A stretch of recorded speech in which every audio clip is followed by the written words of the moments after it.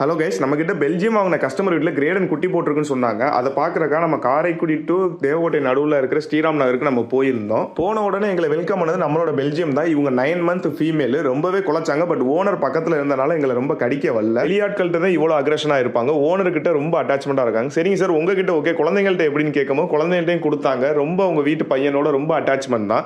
நான் ஏற்கனவே ஒரு வீடியோவில் சொல்லியிருக்கேன், மேலோட ஃபீமேல் தான் வீட்டில் வளர்க்குறதுக்கு மெயின்டெனன்ஸ் வைஸாகவும் சரி, அட்டாச்மெண்ட் வைஸாகவும் ஃபேமிலியோட ஓவர் அட்டாச்மெண்ட்டாக நல்ல கார்டிங்கும் இருக்கும்.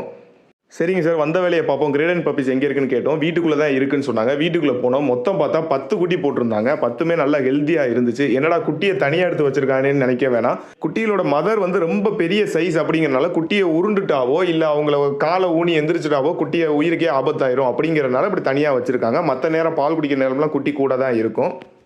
ஏன்னா இந்த மாதிரி பெரிய சைஸ் டாக்ஸில் இந்த மாதிரி பிரச்சனைகள் நிறைய இருக்குது குட்டி போடுற சமயத்தில். அதனால தான் எல்லா வீடியோ எடுத்துகிட்டு எங்களால் வெளியே போகும்போது வழக்கம் போல் வந்து மறிச்சிட்டாங்க, எங்களை வெளியே விடல. மறுபடியும் ஓனர் வந்தோட தான் வெளியே வந்தோம். கிரேடனோட ரியல் சைஸ் பாருங்கள், எந்த அளவுக்கு இருக்குன்னு பாருங்கள். மதர் ஃபாதர் வந்து இவங்களோட பெருசாக தான் இருப்பாங்க. கிரேடன் பப்பீஸ் தேவைப்பட்டுச்சுன்னா ஸ்க்ரீனில் தெரிய நம்பர் கால் பண்ணுங்கள். எல்லா வீடியோவும் எடுத்து முடிச்சு நாங்களும் கிளம்பியாச்சு. போகிற வழியில் எங்கள் ஃப்ரெண்டு ஒருத்தங்க ரஸ்தா கிட்ட அக்வாரியம் வச்சுருந்தாங்க. சரி, அதையும் பார்த்துட்டு போயிடலாம் நின்னோம். இதோட வீடியோ நெக்ஸ்ட் பார்ட்டில் போடுறேன். தேங்க்யூ.